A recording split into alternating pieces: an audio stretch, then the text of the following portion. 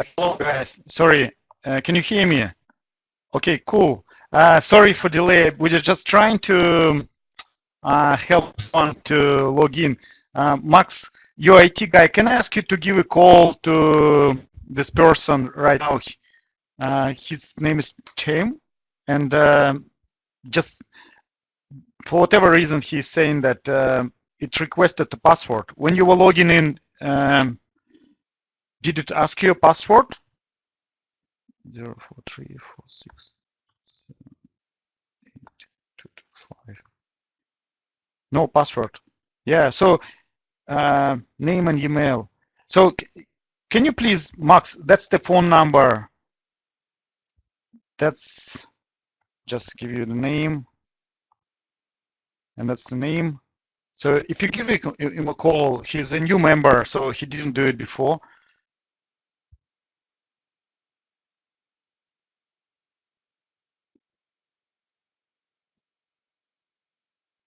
Okay, just copy this link for him. Copy the location. Sorry, guys, for this delay, but we need to help everyone. Just a sec.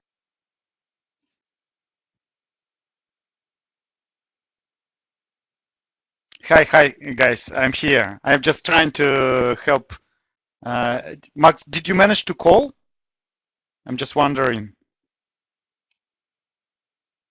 Oh, fantastic. Okay, that's fantastic. That's great. Okay, I just didn't see him joining yet. All right. Okay, Chain. Okay, thank you very much, Max. All right, great, guys. Thank you very much for joining this webinar again. I'm in Russia now, minus 10 degrees here. I'm sure you're all warm in Sydney. I miss Sydney so much already, especially when it's getting cold in night time. It's very warm inside, but when you go out, you have to get proper clothes in order to be all right. I'm sure everyone who is from Europe or China, probably in some areas, you understand me, in Russia. Okay, perfect. Today we're going to talk about general market condition, what is going on right now, and then we're going to look at Hershey. The reason why I took Hershey as an example, because that's the company which is probably the best to have in portfolio if you're going through uncertain times. This company usually wouldn't give you excellent return like monthly return, but it's so stable and so strong that it can handle any market fluctuations. And that is why I'm going to show you this specific company for you today, that when you see something like that in another company, you can tell me, okay, fine, I'm going to get something like that in my portfolio in order to be safe and secure if something happens in the market. Now, the thing about this specific company is not that the price wouldn't be affected. The price still going to be affected if something happens on the market, but you will be nearly 100% sure that after these uncertainties, they will kind of disappear from the market, the share price will recover, and that company won't get bankrupt or won't disappear from the, let's say, from the area. Like, I mean, okay. In any way, so before we start, as usual, disclaimer: the masterclass is education. You have to understand that it's not a recommendation. We analyze the company. I'm expressing my opinion. You have to take your own consideration, your own like matters before you make any decision. And remember, you invest your own money, and that is why you have to think several times. You have to analyze the companies which we analyze here, and then decide if you like it or not. Don't just follow my recommendation. Make your own decision. Okay, guys, please put plus that you understand that, and then we'll continue and start it.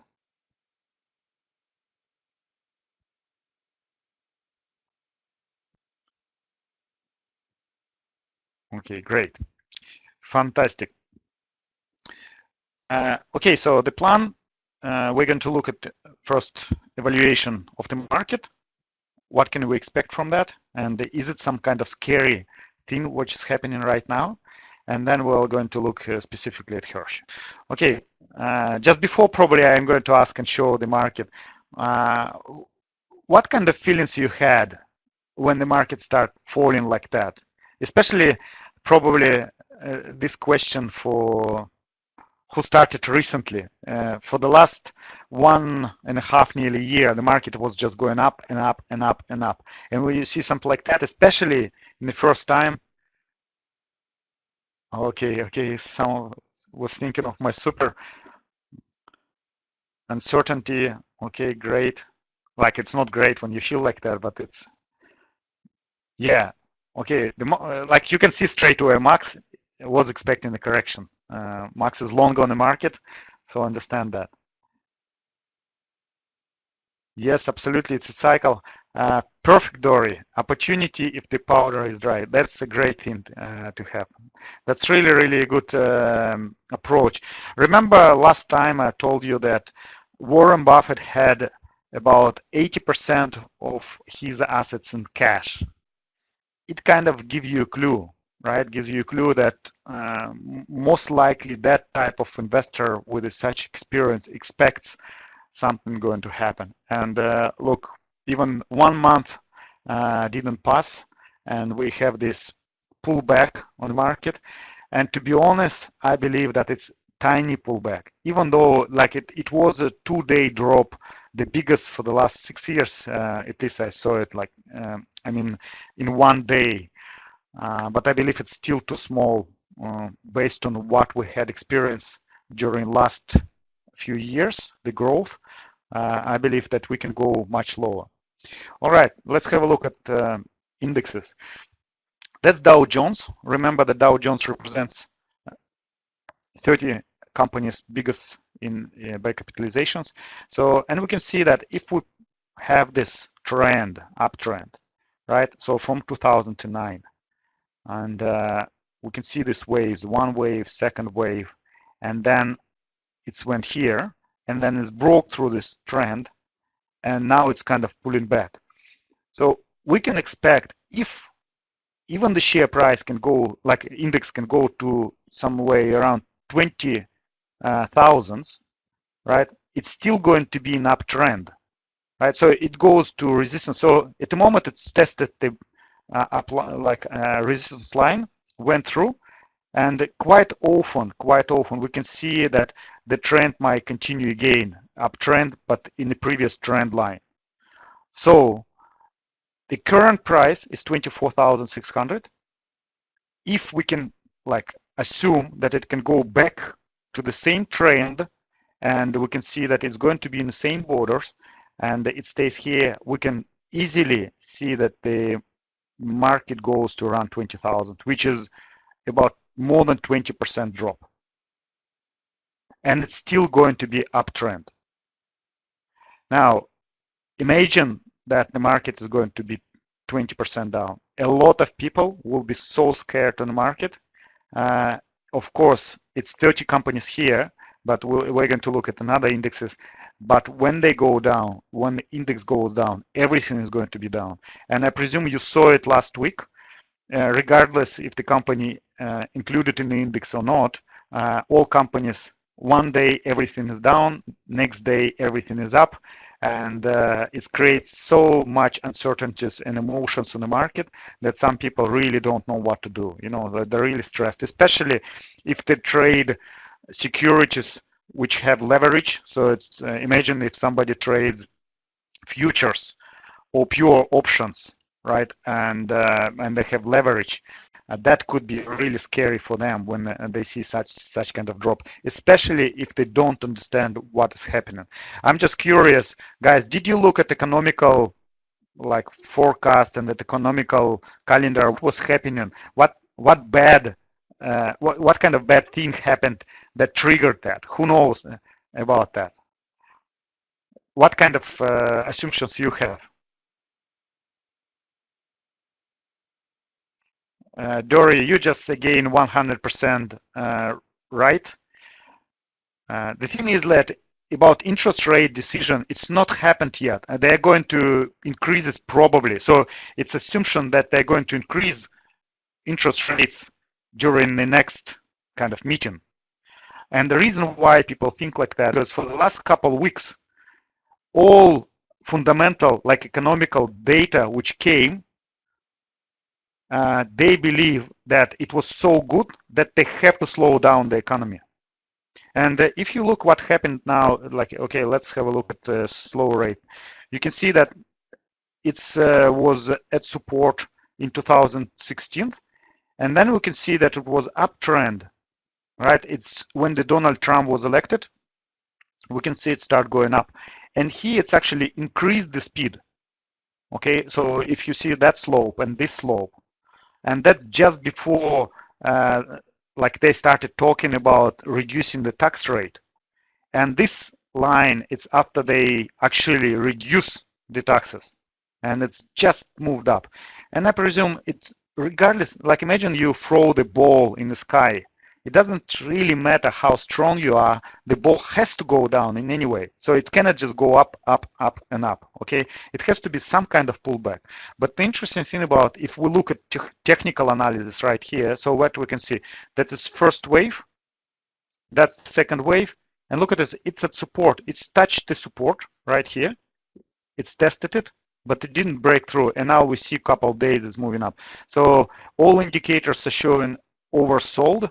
It didn't turn around yet, so we don't see except stochastic. Actually, these two indicators, they show that already moving up. So we can easily see it goes back to 25,500.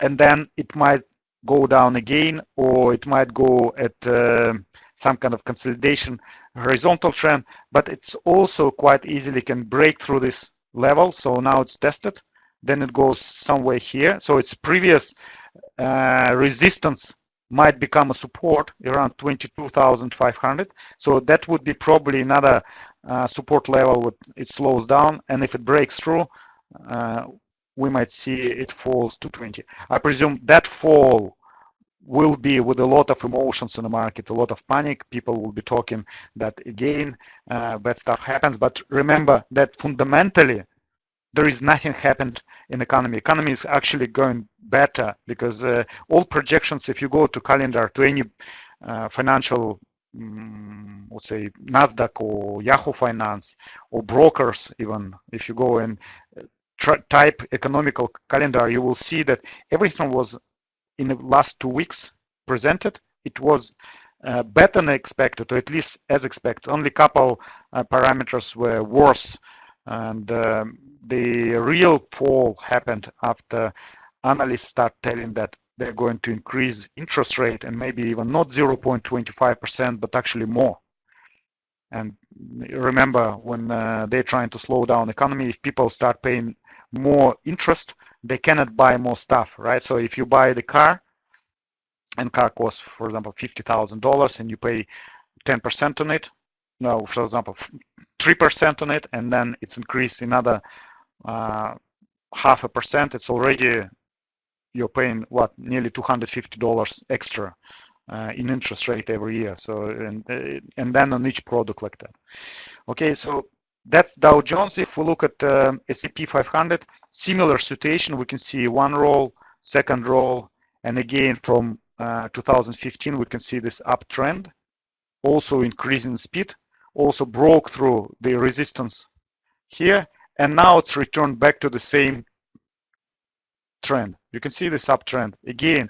It didn't break through the support line here, so it's holding here position, right, and it's going back. So again, we can see it easily reached back to 2,750 and might be kind of staying in this trend. But if it goes back down and breaks through, we can expect it somewhere here quite easily. And imagine that if it goes down from 2,650 to 2,150, it's what, about 500 points drop, which represent about 20%. And it's still going to be in uptrend. Okay. Or if, let's say, like bulls, they won't let this fall, probably it's going to be flat for a while. Okay, it's like property in Australia, right? In Europe, in America, the property went up, and then it went all the way down. Whereas in America, or in Australia, the property didn't go really down. So what happened that it was staying on the same level for a while, for a few years, and then it kept going again. So that might happen if regulators, they're trying to kind of hold the fall with proper management. So the market might stay on the same level. Like it would be fluctuations in any way, but definitely we can expect. Again, indicators we can see here, they in oversold position. Okay, and it didn't happen like that since September last year. Okay, even August. We saw it in August, and after that it would move up. Now, if we look at COMPQX, like Nasdaq, we can see it's broke this up the resistance line quite a while, and it's moved much higher. And remember, a couple months ago, we looked at PE ratio for different indexes, and S&P 500 and the Dow Jones, they had about 24.5 PE ratio, where Nasdaq had 26. So Nasdaq is already about 10% more expensive than S&P 500 and Dow Jones. And now it's rolled up even higher. So you can see the slope is higher, faster than previous two indexes. So I believe that COMPQX has more room to fall. And if you look at the price, it's now 6,981, so nearly 7,000, sorry. And if it goes to this previous support, which is about 5,000 points, maybe 5,200, something like that. So in any way, it can go to 1,900 down, so which is about more than 25% fall. So if previous two indexes, we could look at its support will be around 20, Nasdaq has much more room to fall. So if you have shares of IT companies in your portfolio, review them, please. And in any way, so probably it is a time when you need to review all companies in your portfolio. And if you see that your company has really high PE ratio, think twice. Do you want to hold them, or do you want to protect them by buying puts? Sometimes it's much better to get a put and pay 5% for this rather than to have a risk that you have 30% fall. Okay, so something like that. So think about protection, especially if you're new on the market. Talk to someone at the club meeting and probably develop the hedging strategy in order to be kind of a swan investor, sleep well at night. And again, if we look at the smaller picture of Nasdaq, we see that it's also in this trend, which was going from June of 2016, and it didn't break through. It's kind of tested. It's went through, and then now it's on the way back up. Okay, we're keeping these levels, and if it breaks through this level, so then we can probably see somewhere here. So every low will become next level. So and then you will need to follow this kind of levels. Okay, but probably if it starts falling lower, we will see a lot of volatility in the market. And, by the way, who tried to buy puts or buy calls during this time? Not sell, but buying and trading, buying and selling. Have anyone tried? Just curious. Okay, no. Okay, good. Because I know that in Russia we run here advanced option strategies, and a lot of people buy leaps and trade them. And what they found that they thought they could make a lot of money by buying them because the volatility is so high, but then they discovered that the spread between buy and sell is so high, so huge. If previously it was 10 cents, now it's nearly $1. And they, why $1? What's happening? Why it's so huge? But in reality, you have to understand someone wants to make money. And who do you think now making the most of money on the market? Any idea? Who wants to use this situation? Not only algas. Algas, yeah, you do because they can react straight away. But people who definitely not losing money. Nope, not daily traders. Correct, Dory. Market makers, brokers. These guys, they make a fortune. Imagine if the spread is $1. So you sell it at $6 and somebody, or you sell it at $6 and somebody buys it $7. Broker keeps the dollar. It's just unbelievable. And definitely, I presume next quarter brokers will post very healthy earnings based on the current market situation, because people start buying and selling, and the spread eats the profits. So sometimes during this times, it's much better just to watch, and definitely not to do daily trades. Um, like, of course, the volatility is so high it might cover this dollar, but at the same time, the risk is higher too. So remember about this. That's the volatility index, VIX. We can see it went all the way to 52 nearly. And remember, Wallace was telling that it's much better to buy shares when the VIX is high. Okay, it's still high. Okay, and we can see that it's an overbought situation already. So we can expect that some kind of recovery of shares and this index will go down. Okay, so this is about economy in general and index. So don't be really scared, but at the same time, try to review your companies if you have already in your portfolio, and make sure that you don't hold any bad companies, because bad companies, even if they go through the transition, some kind of transition company, and you want to, like, turnaround strategy you use in your portfolio, try to avoid those companies during these uncertain times, because if people are not certain about the company, probably it can go quite a lot down. Some companies might go 80% down. Imagine if Hershey, we're going to look at Hershey, during uncertain times, it went nearly 50% down, even the company was growing. It was growing and growing and growing, but the share price went down because of economical uncertainties. Okay. All right, so we'll finish with that. Do you have any questions, guys, about that? Or maybe you have any adjustments and maybe want to say something? I can give you a microphone. You can share your thoughts with others. So if everything's cool, please put plus, and we'll continue to share. Okay, great.